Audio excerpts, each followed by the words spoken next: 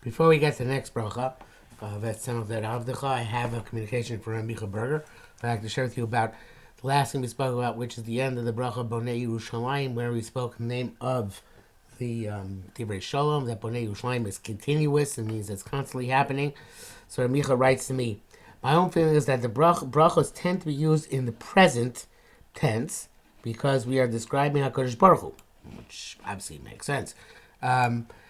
Not using the verb as a verb, like Magen Avraham, and why Hamotzi Lechem Min Aretz can take the Hey Hayediyah, right? It's not Motzi, which would be the continuous, but Hamotzi.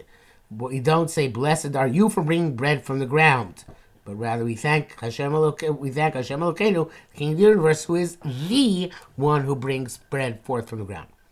It's a list of descriptions. When we say Bonei Yerushalayim, it means something that those of us who think in English would consider two things.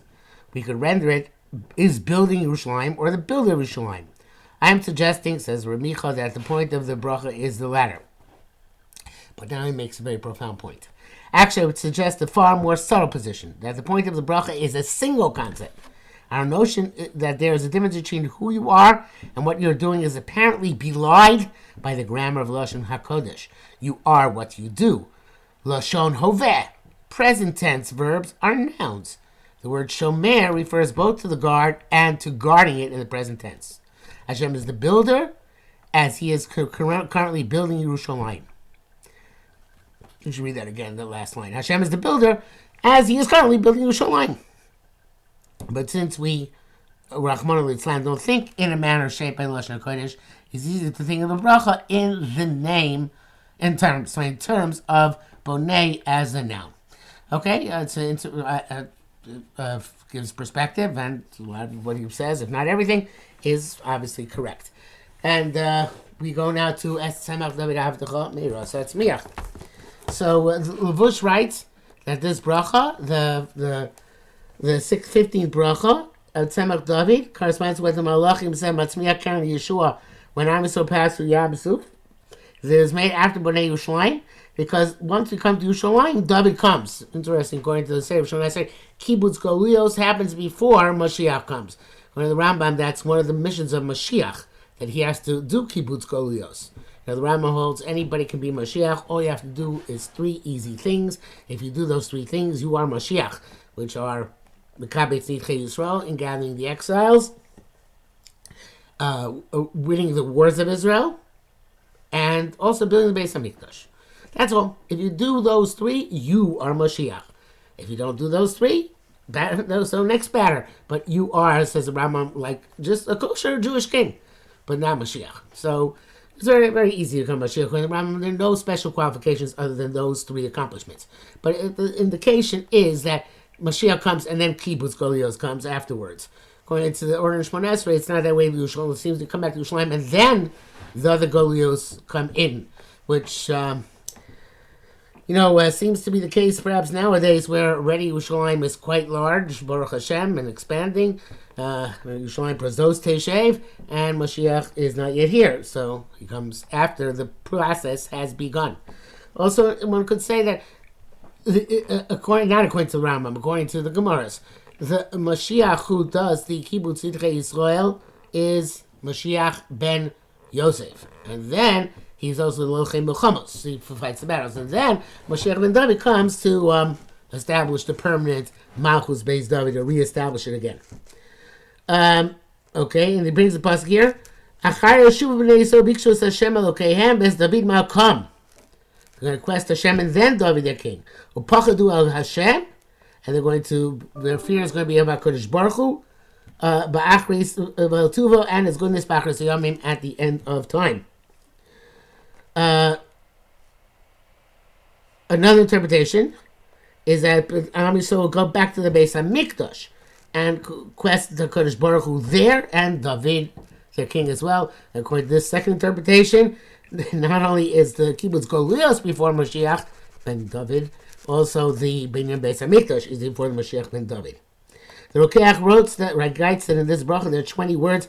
I don't know, he's probably going to Ashkenaz. Looks like there's more. 1, 2, 3, 4, 5, 6, 7, 8, 9, 10, 11, 12, 13, 14, 15, 16, 17, 18, 19, 20.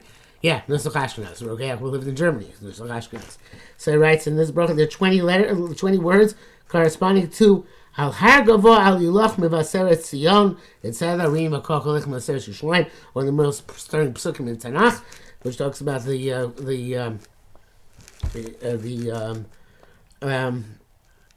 ultimate Geula and the news given to Yerushalayim of its rebuilding. B'chein Ronu Yaakov Simcha. I'm not sure what that is. Ronu Yaakov Simcha. I don't think that's not 20 letters. That's 8. No, 3 and 5 is 8. And yeah, so I made it in that pasuk. Wherever that pasuk is, there are also 20 words. Okay, so it's Tzemach David Avdecha Meiras Tzemach. The horn is obviously the glory of Beis David, which is often described in the Torah and Tanakh as it's often used as a descriptor of something of glory, of honor, of manifest power. So we're at Tzemach David me'avdecha meiras tzmiach. The Tzemach of David is, even though the pasuk I should say is Tzmiach Keren David, so it sounds like it's one thing. Tzmiach Keren David, I'll grow David's horn, but it sounds like there are two different things in the bracha itself. Tzemach David Tzmiach means initially there has to be something which grows. In other words, it grows over time. This is like the Yerushalmi says in brachos, Kachi Gulas and Yisrael Kima Kima. Yisrael is redeemed bit by bit. So therefore it's like a tzemach, where it has to be matzmiach. That's first you have to plant it, and then it's someach afterwards. So it's tzemach David Avdecha Meiras Tzmiach. Right? The karnot, and then afterwards karnotum Yeshua Secha. Then when your ultimate Yeshua comes, then his Karen to Romamno Kar Tzadik, then his horn will be uplifted. So the two stages. Again, in the beginning it's slow and hopefully steady, but slow as it grows. And then after it comes to fruition as Yeshua, then we have Karnotum Yeshua Secha. Then we say, Ki Yeshua's Chak Yivinu Kol Hayom. Well, that obviously refers, it would seem at least, to the chiyuv of being mitzapel Yeshua, to the obligation to yearn for the redemption. In fact, the Anaf Yosef says here that the Sharei Tshuva on Shulchan Aruch in Orach Chaim says, and when you say Yeshua's Chak Yivinu Kol Hayom, for your salvation we have hoped all day, you have in mind the following. Gamani mitzapel Yeshua Hashem. I also yearn for the redemption of HaKadosh Baruch Hu. Shosimona, which He does with us, or should do with us. Latzilenu, to save us mikama pigoim b'goim, from several difficult situations. B'chol yom, b'chol shah, v'rega. Every day, every hour, every moment. V'yesh to'elas gedola kama pa'amim. And there's a great advantage sometimes. Li'itos batzara, when one finds himself in great affliction. But aidei kavana zu, by having this kavana. It's a very important principle in Tzipis of Yeshua. People think Tzipis of Yeshua means I yearn for the ultimate gula when it's going to come. Mashiach, b'mher b'yameinu amen. But in fact, somebody who's a mitzapel Yeshua already knows that Kila Hashem HaYeshua, and therefore it already can be manifest in his personal life.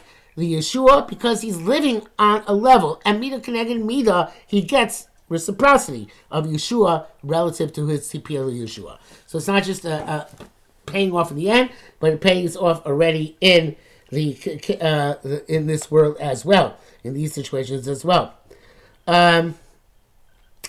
This is a slightly different version of that, although very similar to the ATS name of that Rizal. When you say this, a person has kavana, the tapos of Yeshua to yearn for redemption, so he can respond when he comes up to judgment in Shemayim. Is one of the 4 questions they ask you. So you can be able to say when you come to Shemayim, when they ask him, whether you yearn to Yeshua, then you can answer in the affirmative because you were saying it in Shmon Esrei. You had in mind when you said to have this yearning for the redemption. And why is it Kolenu the entire day? So the HCA says combination of your two psukim. The one part says Yeshua Schach Kibisi Hashem. I yearn for Yeshua. The other says Schach Kibisi Kol Hayom. I yearn for you the entire day. So the entire day seems to indicate. And we say also Monday. No, forget that. Okay, never mind. Scratch that.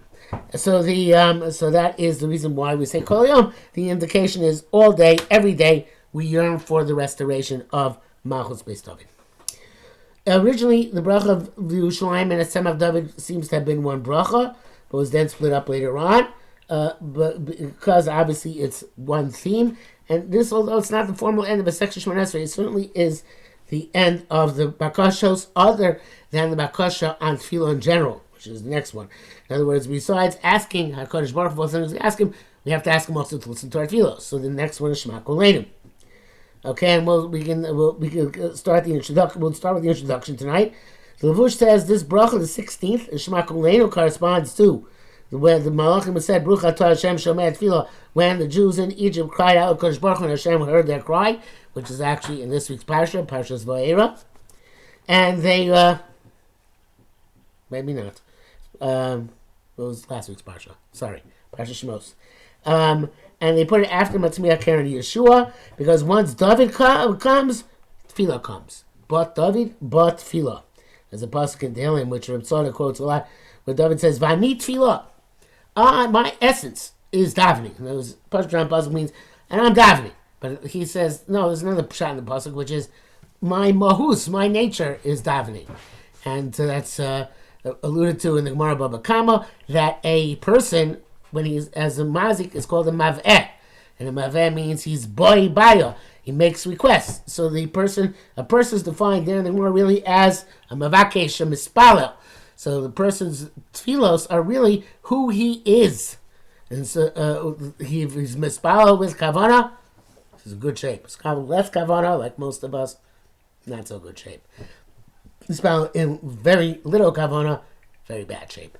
So, So, so David, his essence, was Tehillim. His entirety was tefillah. As it says, "V'aviosima har kodshi v'simachtim beveis tefillah si." So when we come to the Beis Hamikdash, we turn to, and the Beis Hamikdash becomes our base tefillah. In fact, it's always our base tefillah because the Kosel, but then it will be restated as the base tefillah, not just the makom tefillah. So therefore, the Seder of brachos, the middle Seder brachos, which Chazal said a person should daven every day, for all Jews, derech klal, right, includes this bracha as a general request for Am Yisrael, that all of our tefillah should be heard, and especially in the ultimate rebuilding Beis Hamikdash.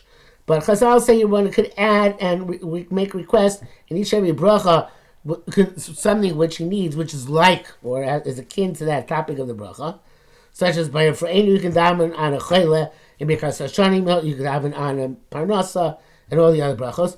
But Bir Hashmat Tefillah, which is the last one, and it is in the bakashos, and it's koleles u'masefes kol bakashos. It includes and all the bakashos. In other words, they all are, so to speak, encapsulated in this notion of Shomei Tefillah, listen to everything which we said previously.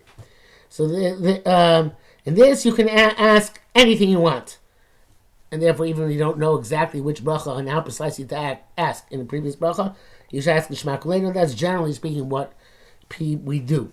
The Seder Yom writes that you have to be mizvada b'Shomei Tefillah. If you have any new aver that day, you should mention it in the tefillah. In the first tefillah you come to, where the Shachar is Mincha Marav. And it also says in the Ksavim of the Arizal, it's a good place to daven for your zonos, even if you are rich. The Zohar Kodesh says, Man Nisholim Yizonim B'chol Yoma. Anybody who asks for food every day, Hahu Ikre B'royahem, not that person is a trustworthy son. It doesn't mean you ask them every day because you want more and more, but rather you're Bilteach and Hashem, Baruch Hashem Yom Yom, and that's why you ask him each and every day. Okay, well, that's it for the introduction. Mirta Hashem, next time we get together, we will talk about the actual bracha, Shema Kolenu, and have a good night from Muncie, New York.